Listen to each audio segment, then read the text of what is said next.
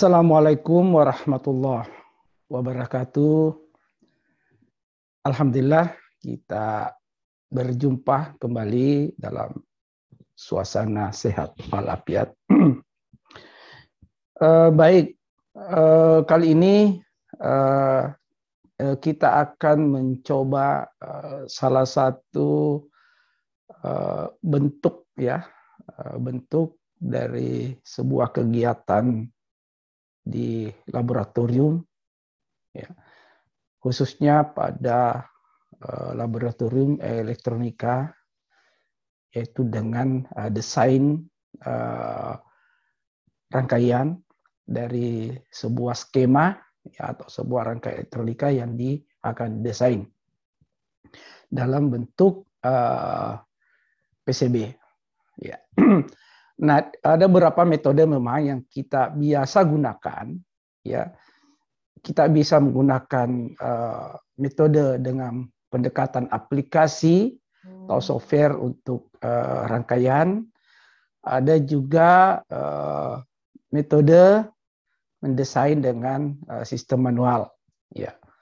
Nah, ini memang masing-masing punya kelebihan dari sistem ini. Namun kali ini saya akan mencoba menjelaskan atau membuat desain dengan pendekatan manual atau pendekatan sistem manual, yaitu dengan menggunakan keterampilan tangan, keterampilan tangan untuk mendesain dengan menghubungkan titik-titik komponen dalam rangkaian itu. Karena ini juga tujuannya, saya kira di samping pengetahuan yang akan diperoleh, tetapi di sisi lain ada beberapa keterampilan yang akan didapatkan di situ, termasuk sebenarnya bagaimana nanti keterampilan mendiagnosa rangkaian, karena kita akan mencari hubungan-hubungan tiap komponen pada rangkaian. Baik, untuk lebih jelasnya mari kita lihat penjelasan dari video tutorial berikut ini. Ya, baik, kita akan mencoba mendesain PCB pada skema rangkaian flip-flop sederhana seperti ini. Nah, yang perlu diperhatikan adalah komponen-komponen apa saja yang ada di rangkaian tersebut, kemudian bagaimana bentuk fisik, bentuk fisik dari komponen itu sendiri, karena ini yang menjadi dasar dalam desain jalur, karena ini menyangkut masalah space ya space yang akan ditempati pada PCB nantinya. Ya, saya kira yang pertama LED, ya. Komponen LED ini ada dua, yaitu light emitting diode. Ini nanti akan menimbulkan cahaya sebagai rangkaian flip-flop yang akan bergantian menyala. Ini saya kira tidak terlalu besar, ya. Saya kira komponennya biasa saja, dan jarak kaki-kakinya pun juga yang perlu diperhatikan. Kemudian komponen lain adalah resistor, ya. Ini resistor, saya kira resistor tergantung berapa dayanya. Kalau misalnya ini resistor biasa, ya, nilainya tetap, ya. Ini dengan 1 watt, ya, yang paling umum digunakan, ya. Kita gunakan 4 buah komponen yang masing-masing nilainya 330 ohm dan 35 kilo ohm. Kemudian ada kondensator elektrolit ini.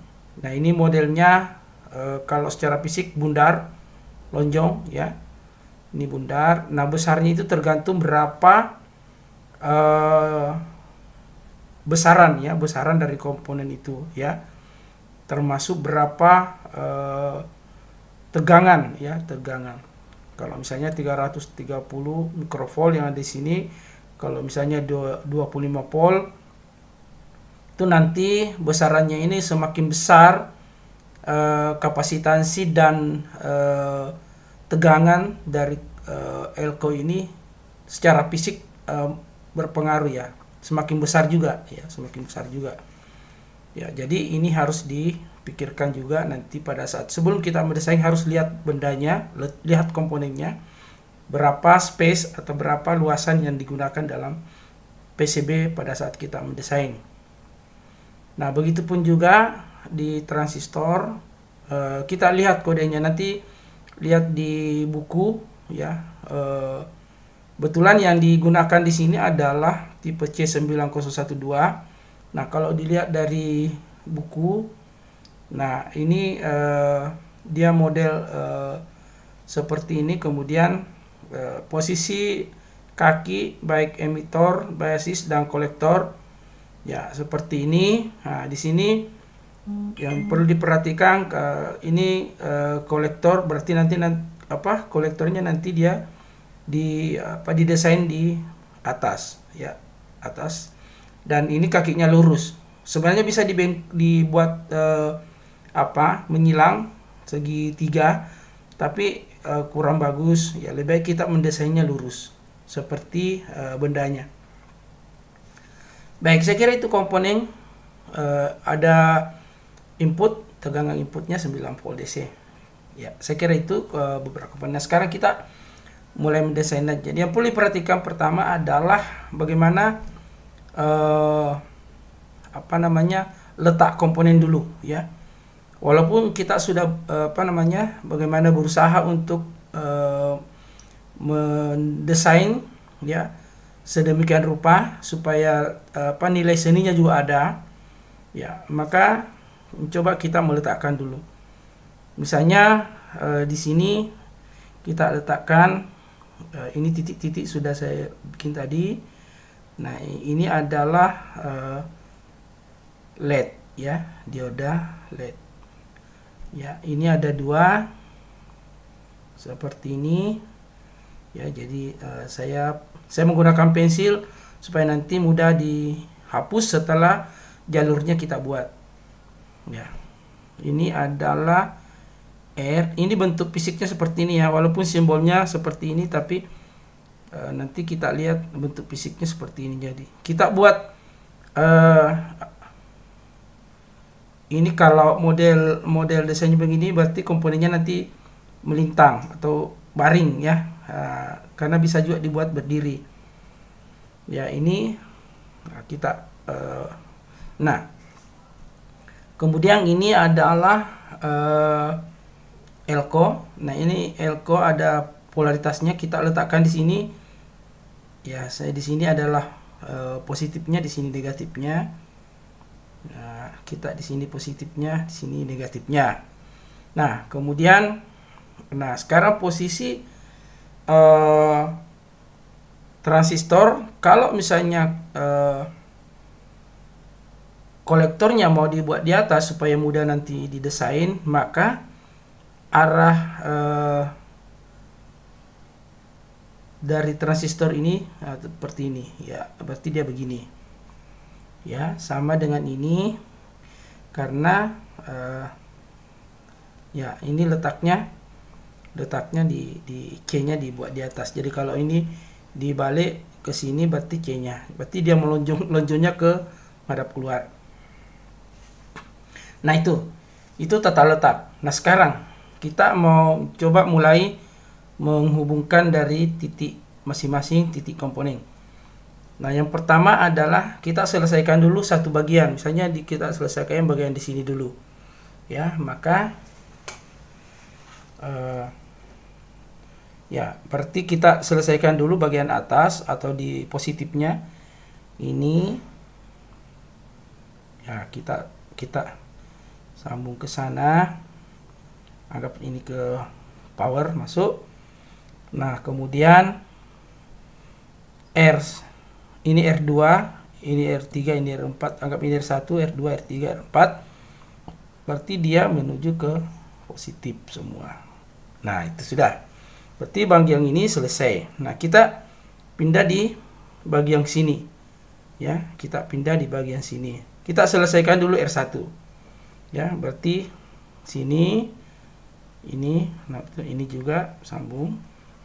Nah, kita selesaikan R1 yang berhubungan dengan ini ada 3 titik yang harus berhubungan.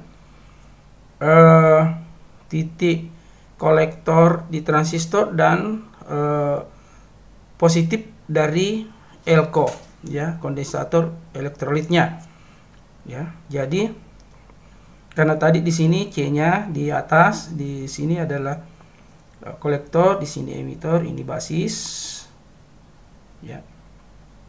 Maka ya tentu ini harus ke sini ya. Kemudian titik satunya ke positif. Nah, kalau dia ke positif berarti dia di sini. Nah, kita buat saja begini. Oke, ya. Begini. Nah, kemudian ini selesai. 1 2 3 selesai. Sekarang kita pindah ke sini. Ya. Ya, kita atau kita selesaikan dulu ini. Ini basis ke ini basisnya ke R3 ya, 30 ke R3 ya, nilainya 35 kilo basisnya. Nah, sekarang berarti ini basisnya ke bagian sini dan R3. Nah, sekarang bagaimana caranya? Kalau sudah tertutup kita cari jalan ya, kita cari jalan. Berarti nah ini kita, nah ini kalaupun di sini ada komponen di atasnya, tapi di bagian bawahnya kan kosong. Jadi jalur jalur desain, jalur rangkaiannya di PCB ini bisa dilewati. Jadi kita coba tarik naik ke atas. Ya, ini. Ya, nanti ini baru ke sini. Berarti dia ke R3. Langsung ke minus. Berarti minus C2. Nah, ini. Berarti selesai ini ya. 1 2 3 selesai. 1 2 3 selesai. Sekarang kita pindah ke minus ini. Berarti ini ke R2 sama basis sini. Nah, di sini. Berarti ini ke minus ya, ini ke minus. Jadi ini ke minus C1, kemudian ke basis TR2, transistor 2. Berarti dia di tengah sini ya. Berarti dia harus turun, kita segini, bisa begini. Ya. Kita bisa begini ke basis. Nah, oke. Oke, selesai. Ya, ini selesai, kita hubungkan. Ya, ini selesai kita hubungkan. Nah, kemudian setelah itu ini selesai. Ini selesai 1, 2, 3. Sekarang kita pindah ke sini. Ya, plusnya R4 sama kolektor sama positif dari kondensator. Positif kondensator ke kolektor ke ini. Berarti ini yang 3. Ya. Jadi kita arah ke sini dan ke sini. Nah, selesai. Nah, berarti 3 titik. Nah, tidak ada lagi. Nah, sisa groundnya kan emitor, dan ground. Ini bisa kita ini. Ini ground. Bisa kita dari titik ini. Nah, itu. Nah, semua sudah terkoneksi. Semua rangkaian sudah semua jalur sudah terkoneksi. Semua komponen sudah terkoneksi. Ini bisa diperhatikan. Ini koneksinya bisa dilihat. Oke, kalau sudah kita coba kasih tebal ya koneksinya sebelum dihapus. Oke, kita kasih tebal ya, menggunakan spidol ya supaya lebih terang ya. Kita tandai dulu titik-titik untuk nanti pengeboran ya. Ini titik, ini titik pengeboran. Nah, ini kita kasih titik semua. Ini nanti untuk titik kaki komponen ya. Kita kasih titik ya. 1, 2 transistor ini elko, itu elko, transistor. Nah, sudah itu coba kita hubungkan semuanya ya. Kita hubungkan seperti tadi ya. Ya, saya kira ini nilai seninya nanti dilihat. Nah, ini kita hubungkan semua, kasih tam yang tadi sudah didesain ya.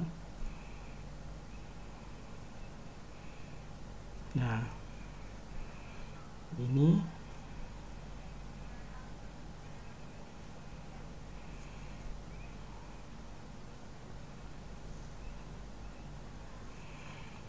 kita hubungkan semua sesuai desain tadi.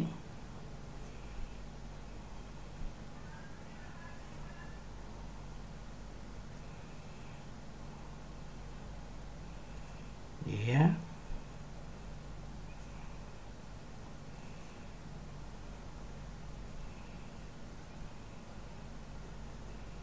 Nah, sudah.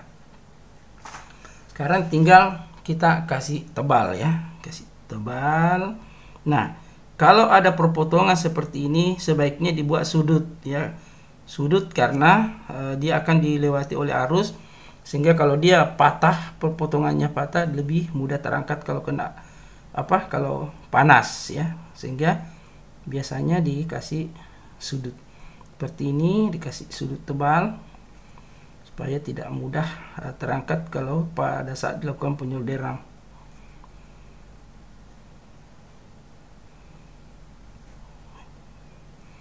Kita kasih tebal sehingga nanti ini kalau nanti pada saat sebelum dilarutkan diperiksa dulu ketebalan kalau perlu di garis di groundnya ini harus dikasih tebal. Nah, sesudah tadi semua dikasih tebal, maka kita hapus komponen-komponen yang ada, yang tadi pensil, supaya nanti desain jalurnya bisa kelihatan ya, atau kalau perlu supaya lebih rapi. Kita lihat supaya kelihatan betul-betul terbentuk ya.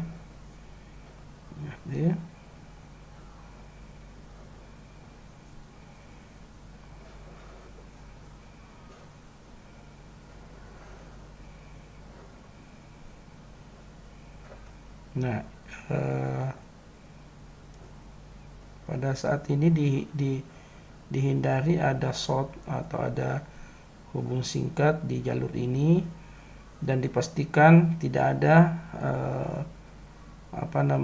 tidak ada yang kosong, karena pada saat kita larutkan nanti yang tidak kena dengan spidol ya itu akan terangkat, sehingga nanti yang tersisa di sini adalah yang dikasih spidol ya, kasih spidol.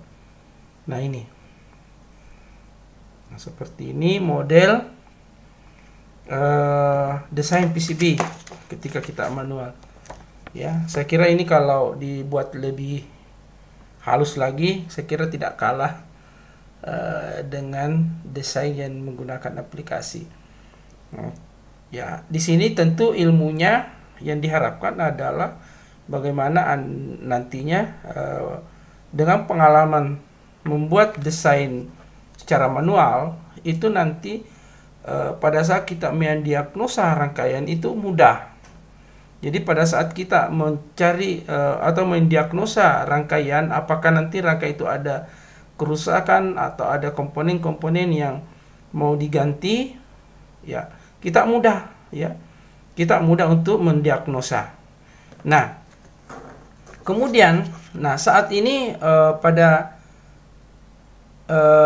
posisi seperti ini kan kelihatan nanti adalah tampak atas, sehingga nanti pada saat mau didesain dilarutkan itu harusnya dibalik ya, posisi ini dibalik supaya nanti posisi tampak bawahnya nanti yang akan disolder itu tidak kebalik ya, tidak terbalik, karena yang didesain ini adalah tampak atas, harusnya tampak atas, sehingga nanti sebenarnya ya yang perlu dilarutkan adalah tampak di sini harusnya ya, supaya nanti ini adalah tampak bawah nanti di sini kita menyolder ya, jadi ini yang disolder, makanya ini adalah tampak atas. Ini sengaja dihitamkan supaya nanti pada saat kita mau desain di PCB ya, yang diambil adalah tampak sininya ya, tampak bawah yang dilarutkan ya. Ya, saya kira itu untuk desain PCB dari rangkaian flip-flop sederhana dari skema ini. Dan saya kira semakin banyak komponen, semakin rumit komponen, semakin menantang untuk kita mendesain, dan saya kira semakin pengalaman untuk mendiagnosa rangkaian semakin baik, karena semakin banyak tantangan yang kita harus pahami dalam mencari jalur dari rangkaian yang kita desain. Terima kasih, ini semoga bermanfaat untuk kita semua.